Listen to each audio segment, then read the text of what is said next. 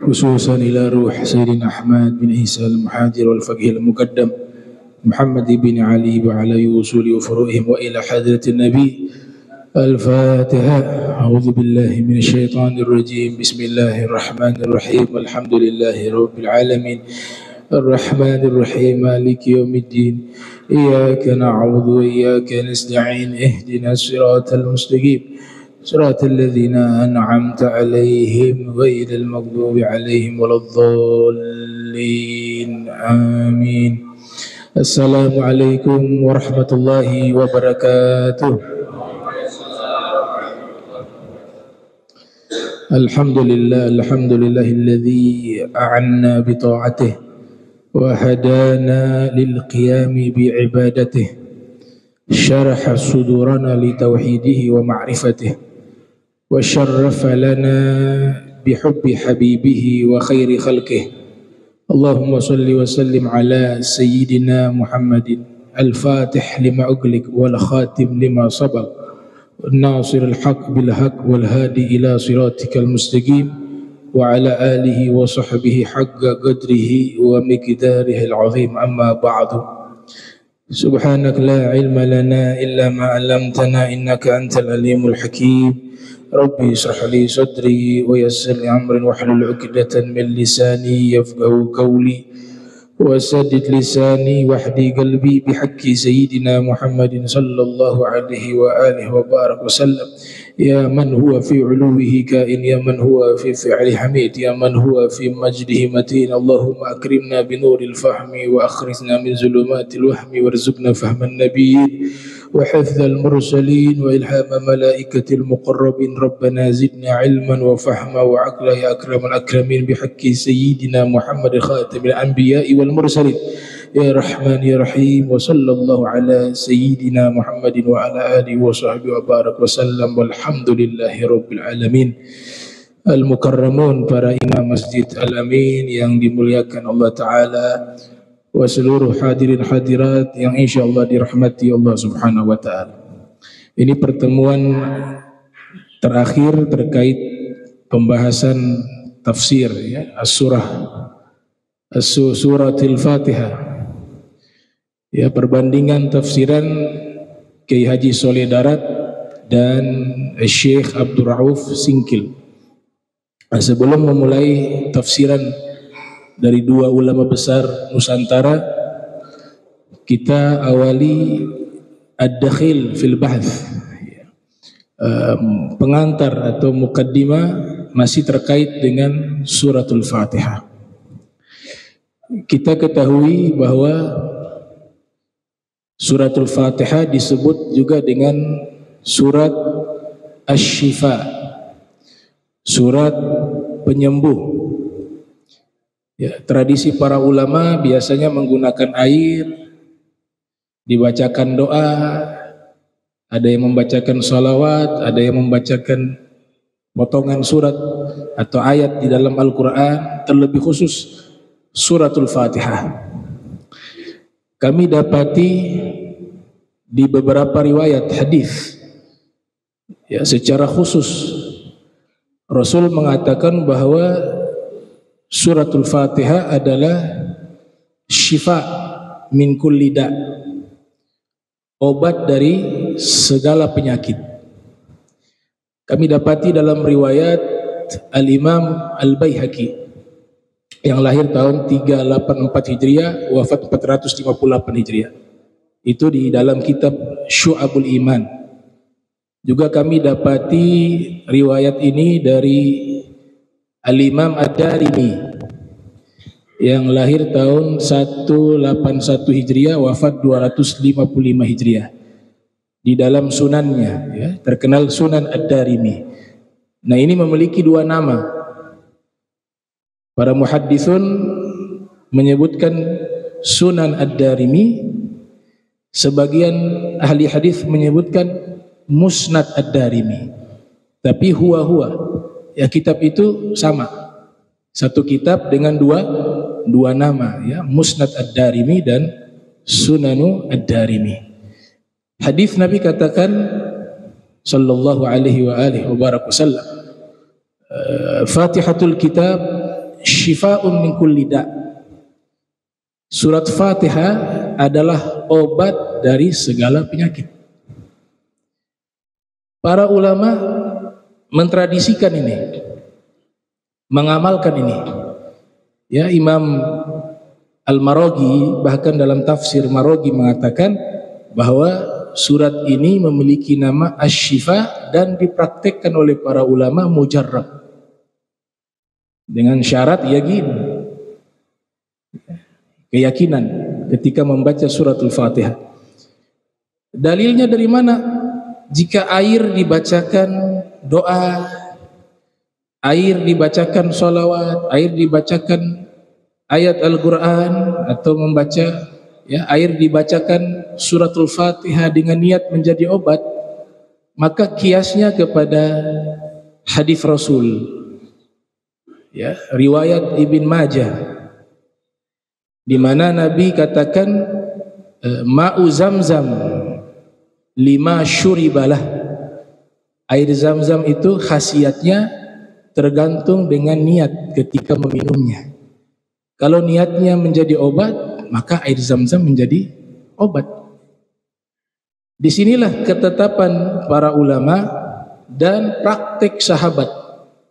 Salah satu tokoh sahabat, Ibnu Abbas, itu diriwayatkan, kan Ibnu Abbas idza syariba ma'a Zam-Zam qal.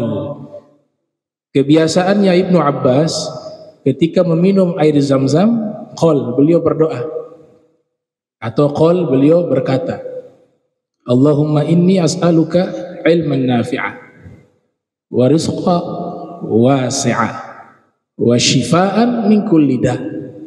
Ya Allah, aku meminta kepadamu ilmu yang bermanfaat, rizki yang luas, dan obat dari segala penyakit. Berarti beliau amalkan itu air ketika mau minum air Zam-Zam, beliau doa dengan niat sekaligus agar air ini menjadi obat. Jadi praktek ini tidak keluar dari ajaran Islam. Praktek ini amalannya Rasul, amalannya sahabat, amalannya tabi'in, dan amalannya para ulama salafan wa khalafan. Maka ketika diniatkan itu air jadi obat, dikiaskan air Zam-Zam dikiaskan kepada air yang lain. Ya. Kaidah usul fikih mengatakan al-muthbit muqaddam 'ala an-nafi. Sesuatu yang sudah ditetapkan dalam nas harus didahulukan dibanding menafikan. Maksudnya begini, dalam nas hadis sudah jelas, air Zam-Zam ketika kita niatkan jadi obat, dia menjadi obat. Maka dikiaskan kepada air yang lain juga sama. Selama tidak ada dalil yang menafikan hal itu. Tidak ada dalil yang mengatakan bahwa air selain Zam-Zam tidak bisa jadi obat ketika didoakan. Itu tidak ada. Maka yang didahulukan adalah muthbit, sesuatu yang sudah ditetapkan. Dan dalam kajian para fuqaha disebut dengan al-qiyas. Ya, al-qiyas. Apalagi didukung dengan bukti ilmiah dan sains. Bukti ilmiah dan sains, ada ilmuwan Jepang namanya Masaru Emoto, yang akhirnya masuk Islam karena membuat riset ilmiah terkait air. Ya, beliau membuat beberapa buku, diantaranya The True Power of Water. Yang lebih spesifik lagi, air menjadi obat. Beliau membuat penelitian bahwa air-air yang kita bacakan, apapun jenis airnya, dengan kalimat-kalimat yang baik, maka akan menjadi kristal yang baik. Terutama air Zam-Zam lebih dahsyat lagi. Itu beliau tuangkan dalam buku The Healing Power of Water, kekuatan pengobatan dari air. Akhirnya masuk Islam. Nah, ini didukung kuat dengan riset ilmiah. Jadi yang Nabi katakan 1000 tahun yang lalu itu bukan omong kosong. Benar-benar air yang kita niatkan menjadi obat lewat doa, apalagi lewat bacaan Al-Quran, apalagi suratul Fatihah, maka dia akan menjadi obat. Itu sudah terbukti secara ilmiah. Ini yang pertama. Makanya kita lihat para ulama, ya, tradisi-tradisi ulama ahli sunnah wal jamaah datang minta air, didoakan. Ya. Ini secara sains sudah terbukti. Dan ini ilmuwan Jepang ini akhirnya masuk Islam sebab meneliti air dan tradisi amalan para ulama. Ya, sudah meninggal beliau, tapi meninggal dalam keadaan husnul khotimah insyaallah. Ya, sudah muslim, mukmin. Ya, hidayah yang beliau dapat lewat ilmu itu punya pengaruh lebih besar keimanannya dibanding orang yang turunan. Ya. Yang turunan Islam dengan riset ilmiah yang beliau lakukan, bisa jadi keimanan beliau jauh lebih tinggi daripada kita. Karena pembuktian ilmiah itu terbukti sesuai dengan apa yang dilakukan oleh Nabi Muhammad sallallahu alaihi wasallam. Kemudian akhir-akhir ini, ya, akhlak umat ini sudah mulai menurun. Ya, kadang orang yang sudah sepuh, bahkan kalangan ulama sekalipun diberikan komentar-komentar yang tidak layak. Ya, kadang-kadang tidak bisa mengukur diri. Prihatin juga. Dicek ternyata anak-anak masih muda. Misalnya kemarin Al Habib Umar datang ke Indonesia, membaca Al-Quran jadi imam. Ini orang-orang yang gak pernah belajar kritik, bacaannya tidak fasih, bacaannya itu tidak baik. Hakadha, ada degradasi keimanan dan akhlak. Ya, al-alim ya'riful jahil li'annahu kana jahila, wal jahilu la ya'riful alim li'annahu lam yakun alima. Orang alim itu bisa mengetahui orang yang bodoh karena orang alim dulu pernah bodoh. Gak ada orang lahir jadi alim, gak ada.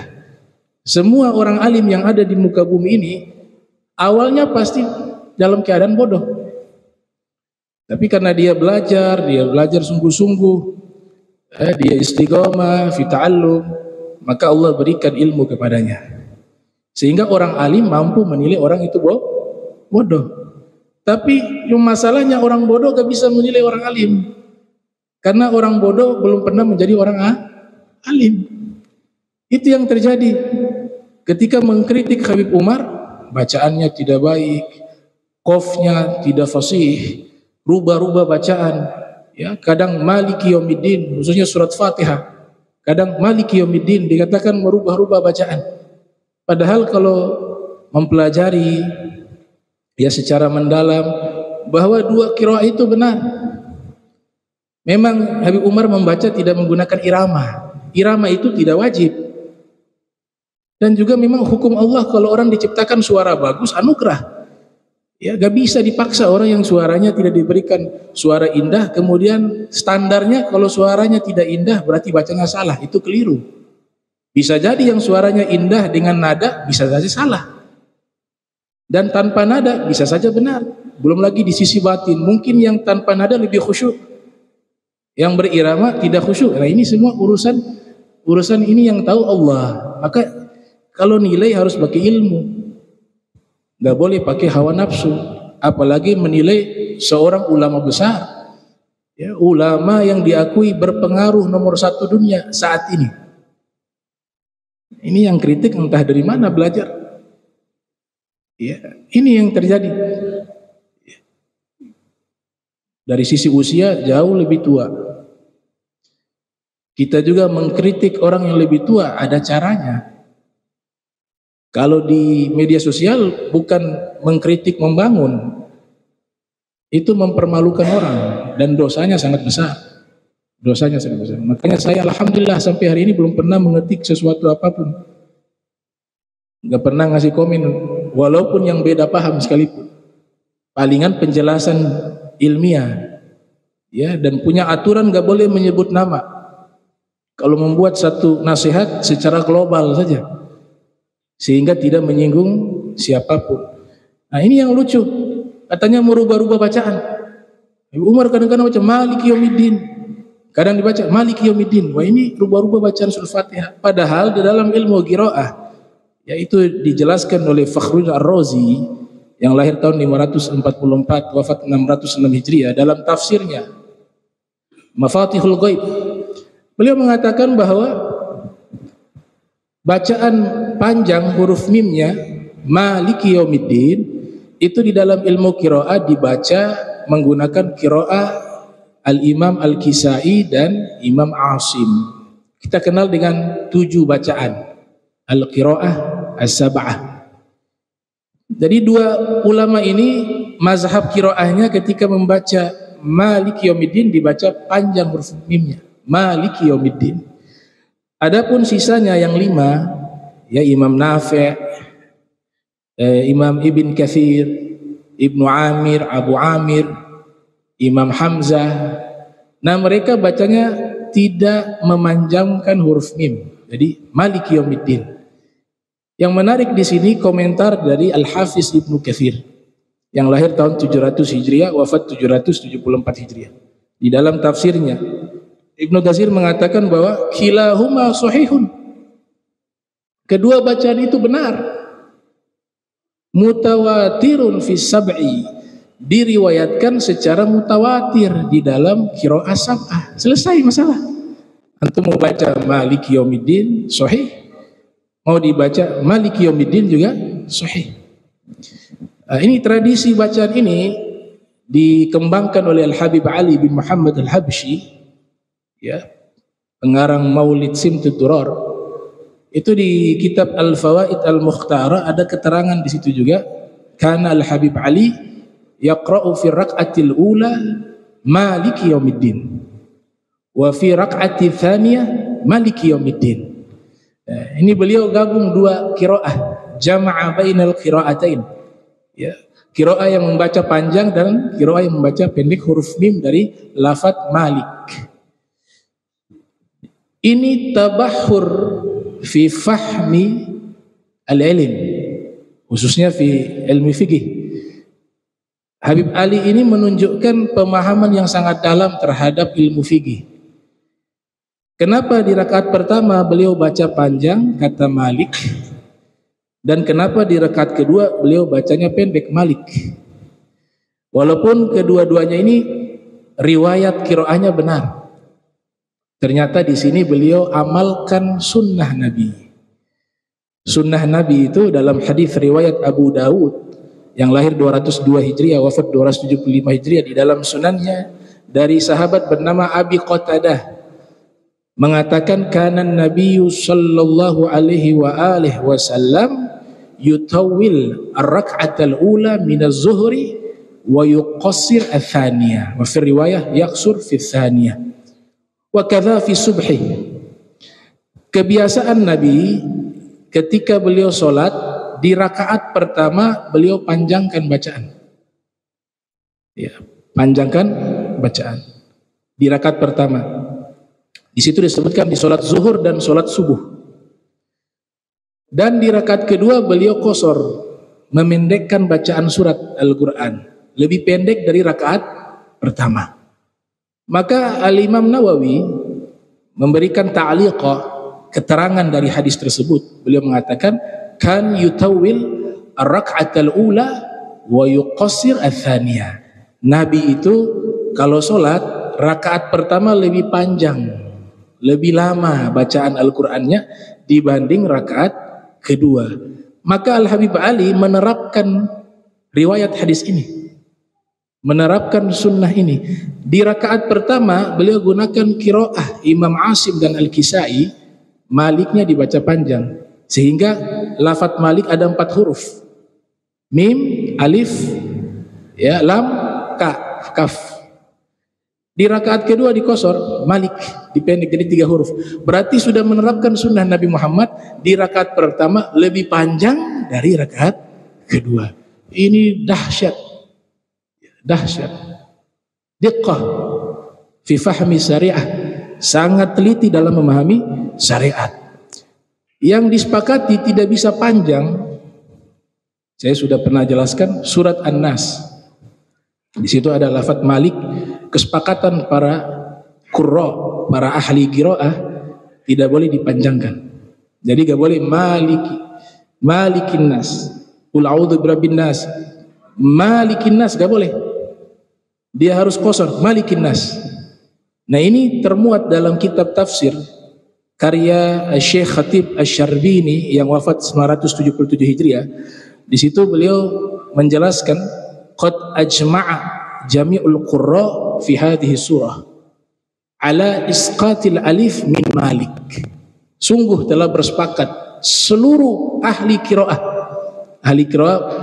para ulama yang pakar di bidang membaca Al-Quran, baik tajwidnya dan perangkat-perangkat ilmu lainnya, sepakat mereka bahwa di surat An-Nas itu dihapus mat tobi'nya, maliknya itu alifnya dihapus, jadi dibaca qasar. Itu kesepakatan seluruh ahli qiraah. Tapi ini masalah kan masalah ilmu, kasihan orang awam, mereka belum tahu masalah ini. Ya selama dia sholat dia belum tahu, dimaafkan. Jangan bilang selama ini kau baca surat An-Nas tidak sah, marah dia. Ini lagi berbicara masalah orang yang mendalami ilmu. Al-amila madhhabalahu, ya, orang yang umum tidak ada madhab baginya, ya. Tapi sudah selayaknya zaman kita ini sekarang zaman perkembangan ilmu. Semua ilmu berkembang, termasuk ilmu agama, ya. Sampai saking hebat zaman sekarang hafal juga urutan nomor, ya, baris, ya. Itu alhamdulillah perkembangan zaman. Ada ahli fikih, ada ahli bahasa, apalagi di luar negeri berkembang sekali itu ilmu-ilmu. Ya, anak-anak kecil sudah hafal Al-Quran banyak, ya, berkembang. Belum media sosial, kita lihat para asatiza, para duat yang populer juga sangat banyak, ya, sampai ada gender-gendernya, ada aliran, ada hari kiamat khusus hari kiamat, ya, ada sedekah khusus sedekah, ya, ada yang membahas tentang masalah kesehatan khusus kesehatan, ya. Itu perkembangan dakwah yang ada di dunia saat ini, bukan hanya di Indonesia. Nah ini jadi masalah bahwa lafadz Malik dan Malik itu sama, dua-duanya benar. Maliki yaumiddin dan Maliki yaumiddin. Yang pertama mimnya panjang Maliki yaumiddin, yang kedua mimnya dibaca pendek Maliki yaumiddin. Kalau kita di Indonesia ikut qiraah, umumnya qiraah Imam Asim, riwayat Hafiz, ya, yang dibaca mimnya panjang di lafadz Maliki yaumiddin. Nah ini satu contoh, ya, bahwa kalau dengan ilmu kita solusinya ada, nggak ada yang diperbesarkan masalah-masalah yang seperti itu. Sama juga dengan lahajah orang-orang Hadramit, Mesir, Irak. Ini huruf yang paling banyak perubahan bacaan itu huruf Qaf. Kalau di Mesir cenderung campuran ke huruf Jim. Kalau Hadrami itu bainal Qaf wal Kaf, sehingga terdengar golbi, gola Rasul. Kalau Qaf di Irak cenderung ke Kaf, kala Rasulullah SAW. Lahjah-lahjah seperti ini, ya, memang kita umumnya Qaf, yang riwayat qiraah yang fasih, yang fasihah itu Qaf. Tapi ketika ada ulama seperti Habib Umar, apalagi beliau dari Hadramut, ya, itu bacanya ihdinas siratal mustaqim. Ini disalahkan juga. Yang salahkan orang yang enggak pernah belajar, baru tahu tajwid, idgham bi gunna, ikhfa, iklab, mad lazim, mad tabi, 5 ketukan, 4 ketukan, 7 ketukan, sudah mengkritik orang yang hidupnya dengan Al-Quran, yang usia 7 tahun sudah hafal Al-Quran, sudah tahu tajwidnya, qiraahnya juga tahu, sejarahnya juga tahu, dikritik sama orang yang tahu 5 ketukan, 4 ketukan, 7 ketukan. Ini penurunan akhlak, gitu. Penurunan akhlak. Nah kita harus jujur bahwa lafadz Qaf itu gola, atau ihdinas siratal mustaqim atau mustaqim, nah itu dua-duanya benar. Dua-duanya benar. Disebut oleh para ahli bahasa. Jadi pembahasan ini masuk ke dua fan ilmu, di kalangan para ahli bahasa Arab dan kalangan ahli qiraah Al-Quran. Di kalangan para fuqaha sudah menetapkan hukumnya. Ini disebut al-qaf al-mashquqah. Kalau yang fasih itu namanya al-qaf al-mashquqah. Kalau yang bainal qaf wal kaf, di antara qaf wal kaf itu disebut dengan al-qaf al-ma'qudah. Al-qaf al-ma'qudah. Dan ada 6 cara baca huruf qaf. Selama ini kan kita tahunya 1. Ya, ada 6 bacaan huruf qaf. Dikatakan di dalam kitab Nihayatuz Zain, Syekh Nawawi Al-Bantani, ulama Nusantara, juga dikatakan oleh Said Bakar, ya, Said Abu Bakar Syatok, pengarang kitab I'anah At-Talibin, juga dikatakan oleh Said Abdurrahman Al-Mashhur dalam Bugyat Al-Mustarsyidin, bahwa membaca dengan sengaja ihdinas siratal mustaqim itu sah, hukumnya sah. Kemudian Syekh Zakaria Al-Ansari dalam kitab Fathul Wahhab, beliau mengatakan walau nataqa biqafil arab mutaraddidah, biqafil arab al-mutaraddidah bainal qaf wal kaf sahhat. Seandainya membaca Al-Quran, ya, menggunakan qaf al-arab al-mutaraddidah, yaitu al-qaf al-ma'qudah tadi, yang terdengar seakan-akan seperti gha, ya. Dia membacanya itu, huruf tersebut dengan bacaan itu, maka hukumnya adalah sah, kata Syekh Zakaria Al-Ansari. Lebih hebat lagi keterangan dari Said Abdurrahman Al-Mashhur dalam kitab Bugyat, di mana beliau mengatakan faghala kathiruna sahhat bila karoha. Berkata banyak para ulama bahwa membaca huruf al-qaf al-ma'qudah hukumnya sah bila karoha dan tidak makruh, artinya boleh ihdinas siratal mustaqim, itu boleh itu.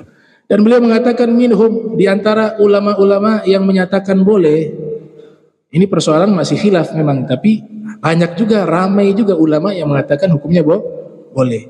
Itu Syekh Zakaria Al-Ansari, Ibnu Rif'ah, wa ulama'u Hadramaut wa awliya'uha, dan umumnya ulama-ulama asal Hadramaut dan para wali-walinya. Mereka mengatakan hukum itu boleh. Dan dia memiliki nama yang sangat banyak. Bahkan dalam satu pendapat itu bisa dilihat muntashar fi al-qamus al-arabiyah, tersebar di kitab-kitab kamus bahasa Arab seperti Lisanul Arab Ibnu Manzur wa Tajul A'ras, ya, Tajul Arus min Jawahiril Qamus Said Muhammad Murtada Az-Zabidi, juga tersebar di kitab Qamus al-Mu'jam al-Wasit, kemudian al-Qamus al-Muhit karya Fairuz Abadi. Semua ulama-ulama yang mengarang kamus bahasa Arab, mereka akan membahas qaf dengan rinci dan memiliki banyak sekali nama. Bahkan dikatakan qaf yang paling fasih yang itu, karena dia disebut qaf mudhar. Sebagian ahlul bait mengatakan tidak sah membaca surat Fatihah kecuali menggunakan al-qaf al-ma'qudah. Jadi terbalik, ihdinas siratal mustaqim itu yang sah, karena dia adalah asal dari qaf. Qaf itu dulu baru qaf mashquqah, ya. Disebut dengan qaf mudhar. Mudhar itu gobilah, ismu gobilah. Nama suku namanya suku mudhar. Karena suku mudhar inilah yang paling sering mengucapkan huruf qaf al-ma'qudah, sehingga dinamakan dengan nama sukunya, namanya qaf mudhar, atau nama lainnya al-qaf al-mudhariyah. Memiliki nama lain juga al-yabisah, al-qaf al-yabisah. Dan juga Abul Hayyan Al-Andalus dalam kitab tafsirnya Al-Bahrul Muhit menyebutkan dengan al-qaf al-ma'qudah, ya, al-qaf al-ma'qudah. Syekh Ahmad Al-Junaid menyebut dengan al-qaf al-mutaraddidah. Kesimpulannya sama itu, bacaannya bainal qaf wal kaf. Bahkan ulama-ulama terdahulu menulis kitab khusus hanya membahas al-qaf ma'qudah. Jadi satu risalah karangan dari As-Sayyid Alwi bin Ahmad, kalau tidak salah ya, Sayyid Alwi Al-Haddad, menulis kitab berjudul Kitabul Wafi fi Ma'rifatil Qafi. Bukan kopi, bukan ya. Qaf. Kitab ini membahas apa? Pembahasan huruf qaf. Jadi satu disertasi, satu kitab.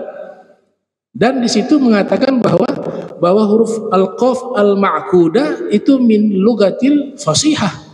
Dia termasuk bahasa yang fasih. Ya. Tapi tadi saya katakan kalau riwayat ahli lughah dia fasih, dalam bahasa Arab fasih. Tapi dalam periwayatan ahli qiraah Al-Qur'an itu lebih mayoritas, lebih cenderung kepada al-qaf al-mashquqah. Tapi bukan berarti tidak boleh. Tadi sudah dijelaskan bahwa ulama mengatakan bahwa boleh, bahkan bila karahah, tidak dimakruhkan sama sekali. Ada ulama juga, ini kalau saya katakan, oh yang nulis kitab bahas qaf, ya orangnya sering sebut go, karena mina ahli Hadramaut. Tidak subjektif, katanya begitu. Harus ulama luar dong yang menguatkan. Ada ulama di Maroko, namanya Said Muhammad ibn Abdul Hayy al-Kattani al-Idrisi al-Hasani. Adzal muhaddits, al-allamah, al-mutafannin. Ya, seorang ahli hadis, menguasai banyak cabang ilmu. Beliau menulis kitab khusus berjudul Ad-Dalail Al-Mashhudah Ladai Natiq bil Qafil Ma'qudah, yang membahas sahnya mengucapkan huruf qaf al-ma'qudah. Di Dau'an ada juga Syekh Ahmad bin Muhammad Bashumail menulis kitab Risalah fil Qafi al-A'rabiyah yang membahas tentang huruf qaf. Jadi yang Habib Umar baca itu benar, sahih, pakai pendekatan ilmu jelas. Nah ini sekedar pengantar ya, pengantar bahwa ilmu ini luas. Makanya orang makin belajar tuh makin bodoh. Makin belajar makin mengetahui kebodohan dirinya. Ya. Makin dekat dengan orang-orang soleh makin mengetahui banyaknya kekurangan. Dekat dengan para aulia, para solihin itu menjadi cermin. Al-mu'min mir'atul mu'min, kata Nabi. Ya, cerminan orang beriman itu adalah orang beriman. Dia berkaca dari situ. Baik, kita tafsirkan suratul Fatihah ayat 7. Ihdinas siratal mustaqim, siratal ladzina an'amta 'alaihim ghairil maghdubi 'alaihim waladdallin. Nah, dikata al-maghdub ini menarik tafsiran dari Kiai Haji Soleh Darat Semarang. Jadi umumnya kalau maghdub yang dibenci itu kan disebut umumnya oleh para mufassirun adalah orang-orang Yahudi. Kenapa dibenci? Karena orang-orang Yahudi ini sebenarnya sudah mengenal Nabi Muhammad itu adalah seorang nabi, orang yang jujur. Bahkan digambarkan mereka itu lewat informasi kitab suci mereka itu sudah diterangkan Nabi secara detail, sehingga dikatakan mereka itu sebenarnya lebih kenal Nabi Muhammad melebihi anak mereka sendiri. Tapi apa? Faktor iri hati. Kenapa harus dari bangsa Arab? Kami ini bangsa terbaik, Bani Israel. Hasad ini yang menghalangi mereka menerima itu. Akhirnya mereka menolak kebenaran itu. Dan ayat ini memang secara khusus bercerita di masa Rasul, bukan Bani Israel yang terdahulu.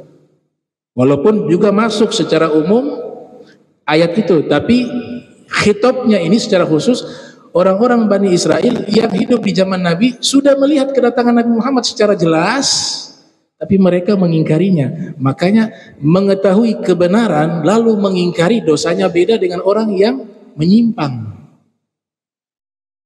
salah paham. Makanya bahasa maghdub di situ Yahud, orang-orang Yahudi. Ini ditafsirkan oleh Syekh Abdul Rauf Singkil dalam kitab beliau tafsir Bughyatul Mustafid, terjemahannya seperti itu tafsirannya. Kalau Nasara disebut sesat. Kenapa? Karena orang-orang Nasara ini mereka tidak mendapatkan informasi yang detail sebagaimana orang Yahudi mendapatkan informasi yang detail terkait kemunculan Nabi Muhammad. Dan ada oknum yang sengaja merubah informasi-informasi terkait Nabi Muhammad, sehingga mereka itu dapat informasi yang keliru, terutama masalah Nabi Isa, yang di kitab Injil tidak pernah Nabi Isa menyatakan saya Tuhan, hanya disebut istilah Ibnullah, diterjemahkan oleh Syekh Darwis dalam kitab beliau Al-Ahkamu Asy-Syar'iyyah fi Taurat, dan juga di fil Injil. Itu disebut istilah di masa itu Ibnullah. Ibnullah itu dengan istilah yang ada di umat Islam itu Abdullah itu sama. Cuma istilah zaman dulu anak Allah itu artinya hamba Allah, sebagaimana istilah kita Abdullah. Ini yang disalahpahami, dan memang ada oknum yang sengaja mentahrif, mendistorsi kitab Injil yang asli.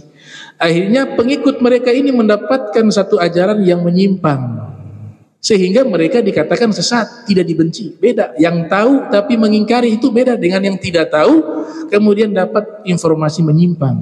Itulah orang Nasrani. Itu tafsiran dari Syekh Abdul Rauf Singkil. Tapi yang menarik di sini, tafsiran di kitab Faidur Rahman, Syekh Soleh Darat, Syekh Soleh Darat mengatakan makna al-maghdub di sini adalah orang-orang yang tidak bersyariat. Jadi orang Islam. Al-maghdub ini orang Islam yang tidak bersyariat dan hakikat. Ya, beliau kan tafsiran aliran sufistik. Maknanya apa? Orang ketika hidup sebagai seorang muslim atau seorang mukmin, namun hidupnya itu tidak menggunakan aturan hukum Allah, maka dia akan menjadi orang-orang yang hidup di dunia, cinta kepada dunia dan kehidupan dunia, jadinya materialis, gak ada visi misi akhirat. Nah, yang semacam ini kal Yahud, kata beliau. Pola hidup semacam ini seperti orang-orang Yahudi yang materialis. Kemudian yang kedua, waladhdallin, itu diterjemahkan dan ditafsirkan oleh Syekh Soleh Darat, itu adalah orang-orang yang menjadikan nafsu dan dunia sebagai Tuhannya, dan dia menjadi hambanya. Jadi dia hidup di dunia ini, dia menuhankan hawa nafsu. Semua bisikan hawa nafsu, sekalipun itu yang haram, dia iakan. Makanya orang yang paling tersiksa hidup di dunia itu orang yang menjadi budaknya nafsu. Dia diatur, dipenjarakan oleh hawa nafsu. Dia tidak mampu mengatur hawa nafsu. Jadi yang hidup tuh nafsunya, bukan dirinya. Saya contoh sederhana. Ada beberapa orang kami berikan nasihat. Ya. Jadi hidup ini sederhana. Kita utamakan kebutuhan, jangan keinginan. Ini orang-orang yang terjerumus dalam maksiat karena sebab mengutamakan keinginan dibanding kebutuhan. Kemudian kemampuannya tidak ada. Kalau tidak mampu beli mobil, jangan paksa beli mobil. Beli motor. Tidak mampu beli motor, beli sepeda. Tidak mampu beli sepeda, naik angkot. Ada kawan-kawan punya motor yang lain, bisa nebeng. Tapi ketika hawa nafsu yang diutamakan, yang diikuti, semua keinginannya itu, saya harus beli mobil, utang. Akhirnya di rumah makan supermie terus. Ya. Lauk gak ada, uangnya habis di mobil. Wah, mobilnya juga gak butuh dia. Hanya bisa dapat pengakuan daripada manusia, dia udah punya mobil. Padahal dalam rumah sengsara. Akhirnya terlilit hutang demi hutang, hutang demi hutang. Masuk syaitan itu punya strategi. Dibisikkan, ambil haknya orang. Uang gak cukup. Masuk ke dosa mencuri. Jadi iblis itu profesor doktor. Ya. Makanya Ibnu Jauzi Al-Baghdadi dalam kitab Talbisu Iblis itu menyebutkan itu ada iblis, pasukannya syaitan, sudah dibagikan tugas khusus. Kamu ini bagian pedagang. Ya. goda tuh tujar, para pedagang, dengan strategi yang berbeda, khusus masalah-masalah yang berkaitan dengan perdagangan, mengurangi timbangan. Ya, bilang ini barang bagus luar negeri, pakai satu hari rusak, padahal palsu. Ya, di atas ini buah segar, di dalamnya dicampur dengan buah busuk, timbangannya ditaruh batu. Hadza ditipu sama syaitan. Fawailun ya lil mutaffifin, celaka bagi orang yang mengurangi timbangan. Ya. Di ulama juga ada, dikasih setan yang sudah S2 mungkin. Ya. Kalau ulamanya alim sekali, yang profesor doktor, gak cukup. Yang lulusan syaitan SD gak cukup goda ke ulama yang profesor. Dia harus satu derajat. Makanya orang hasud itu biasanya satu martabat. Ya, itu pedagang hasud ke pedagang, ulama hasud ke ulama, sopir angkot hasud ke sopir angkot. Biasanya satu martabat. Itu jarang ada ya supir angkot iri hati ke pengusaha kaya raya, jarang.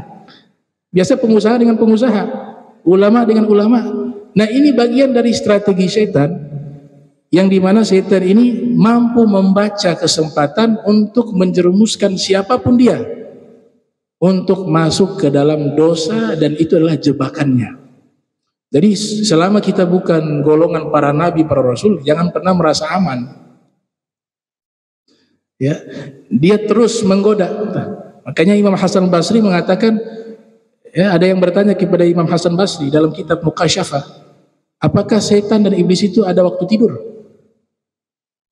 untuk menggoda kita? Kata Imam Hasan Al-Basri, lau nama la istarahna. Seandainya setan dan iblis itu tidur, ya kita bisa istirahat santai. Artinya apa? Mereka tidak pernah tidur. Jadi kita bisa mengambil hikmah kesungguhannya setan untuk kita alihkan ke kebaikan. Bisa bayangkan, setan ini punya semangat, tidak pernah tidur, kerja tiap hari, tapi kerjaannya salah, tapi istiqomah dan semangatnya itu tetap ada. Luar biasa. Harusnya kita ini dalam kebaikan lebih dari itu. Padahal dia sudah tahu ujung-ujungnya dia masuk neraka, tapi tidak putus asa. Putus asanya di mana? Tidak putus asa menggoda manusia sebanyak-banyak ikut dia masuk neraka. Itu semangatnya. Jadi dia gak pernah tidur, kata Imam Hasan Al-Basri. Nah, ini jebakan-jebakan syaitan. Oleh sebab itu kita ketika melihat bagaimana strategi syaitan, itu kitab bagus namanya Talbisu Iblis. Di situ Ibnu Jauzi menjelaskan strategi syaitan. Nah, ini makna daripada tafsiran tadi, bahwa yang menyimpang itu disebutkan oleh Syekh Sholih Darat bukan orang Nasrani. Dalam tafsiran itu beliau sebutkan orang-orang yang menjadi budak bagi hawa nafsunya. Ya, urid an la urid, kata Abu Yazid, saya ingin untuk tidak ingin. Ya. Kalau banyak ingin-inginnya itu minan nafs, dari dorongan nafsu. Semampunya hidup. Apa yang kita mampu, al-qana'an namanya itu. Ya, ar-ridha bil mawjud wa tarku bil mafqud. Yang ada disyukuri, yang tidak ada gak dipaksain. Mampu beli, tidak ada cari opsi yang lain. Ibrahim bin Adham pernah didatangi oleh sekelompok kaum mengatakan, wahai Imam Ibrahim bin Adham, ini daging kambing harganya naik, pusing kami. Kita Imam Ibrahim bin Adham, kenapa harus pusing? Makan ikan. Yang mahal kan kambing, ikan kan ada. Makanan itu semuanya sama, rasanya enak hanya di lidah, tapi lewat tenggorokan ke bawah sama. Wah, dia keluarnya juga sama. Ya, Sayyidina Ali mengatakan, man kanat himmatuhu ma dakhala fi batnihi kanat himmatuhu ma kharaja minha. Wa fi riwayah minhu. Siapa yang hidupnya hanya fokus memikirkan masalah makanan yang masuk dalam perutnya, maka harganya dia sama seperti yang keluar dari perut. Ya. Kita hidup bukan untuk itu. Kita makan untuk ibadah, bukan hidup untuk makan. Makan untuk hidup. Ya. Jadi profesi zaman sekarang, makan sana sini, 10 piring, 20 piring. Yang di depan makan kadang 2 hari sekali, 3 hari sekali. dibuang-buang kadang-kadang nggak habis. Hakadha fi hadzal zaman. Itu. Jadi itu tafsiran dari Syekh Sholeh Darat tuh. Jadinya hedonis. Orang yang jadi budak nafsu dan budak dunia, hidupnya hedonis. Tujuan hidup, kebahagiaan hanya di dunia. Maka dia seperti orang Nasrani, kata beliau begitu. Nah ini ajaran mereka ini merusak umat. Tidak kita mengeneralisir ya, semua orang Nasrani jahat, tidak. Sama seperti orang Islam, ada yang baik juga, ada yang jahat juga. Kalau bicara kebaikan itu sifatnya tidak subjektif dia. Tapi kita lihat Al-Quran kita harus yakini, hadis kita harus yakini. Ini sebagai bahan waspada. Tetap ada kelompok-kelompok yang ingin merusak umat Islam, itu ada. Walaupun tidak semua. Terutama mereka menyerang itu disebut dengan kultur strike, serangan budaya. Umat Islam dirusak. Program ini sudah diatur sejak lama. Bagaimana cara merusak umat Islam? Itu dengan 3F tuh. Sebut fashion, food, fun. Lewat pakaian. Ya. Stylish pakaian, kita saksi mata nih. Di zaman kita kadang-kadang tidak rasa percaya diri menggunakan pakaian muslim. Lebih aneh lagi, pakaian muslim diserang oleh orang muslim zaman sekarang. Ini dibilang pakaian Arab, ini pakaiannya ini macam-macam. Tapi yang telanjang itu gak dikritik. Yang kurang bahan kain itu, ya sebenarnya itu efeknya penyakit, masuk angin. Tapi laku keras.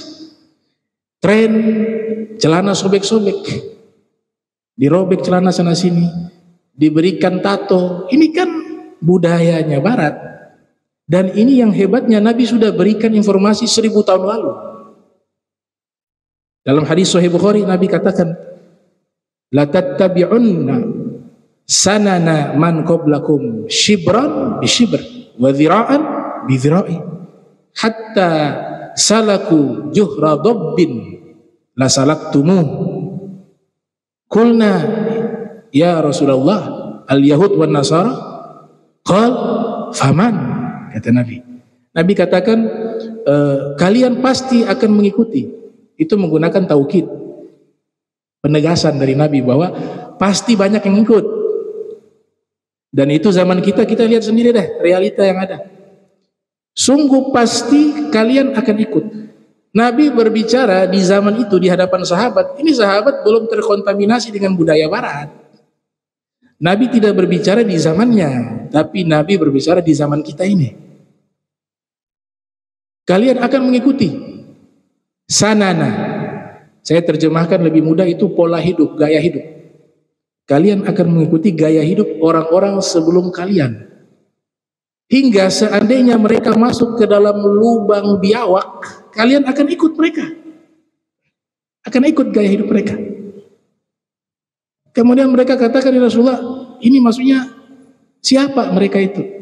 Apakah al-Yahud wan Nasara? Kata Nabi, faman, ya siapa lagi kalau bukan mengikuti mereka?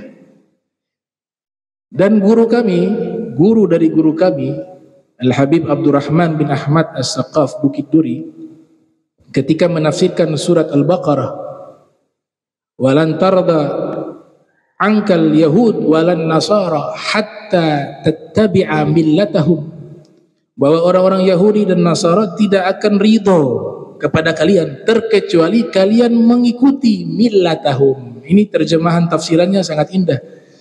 Syekh Walid mengatakan makna millatahum itu kalian mengikuti adatahum wa thaqafatahum wa fikratahum atau kama qala.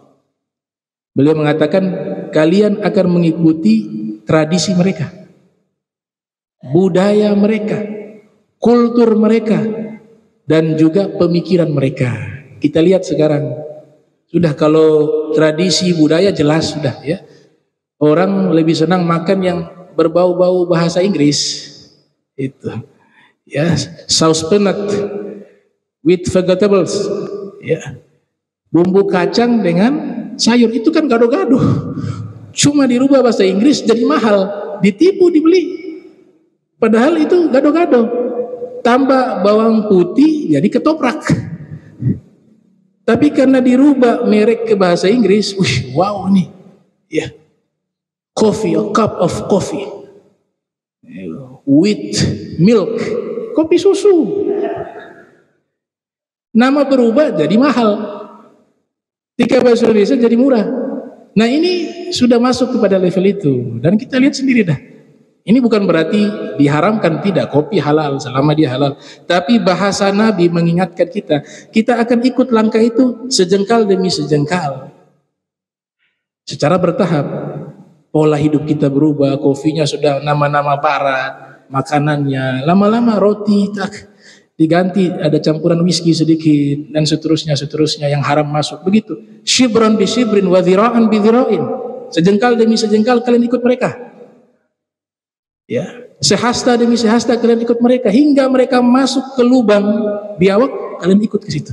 Kata Nabi Muhammad SAW. Subhanallah, 1000 tahun lalu sudah terungkap apa yang disabdakan oleh Nabi di zaman kita. Begitu pemikiran juga. Wah, pemikiran yang masuk ke dalam agama Islam, ada sekularisme, ada plural, menyamakan agama itu semuanya sama, memisahkan agama dengan kehidupan dunia, dan seterusnya. Ada banyak sekali pemikiran-pemikiran yang masuk ke dalam ajaran Islam. Ada rasionalis dan lain sebagainya, Mu'tazilah.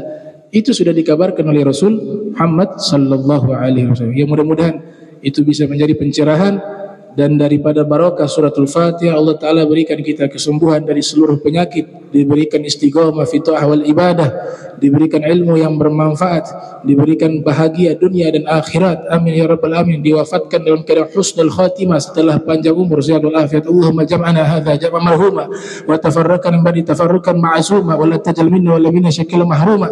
Subhanaka wa bihamdika asyhadu an la ilaha illa anta astaghfiruka wa atubu ilaik. Wa sallallahu ala sayyidina Muhammadin wa ala alihi wa sahbihi wa barik wa sallam. Wassalamualaikum warahmatullahi wabarakatuh.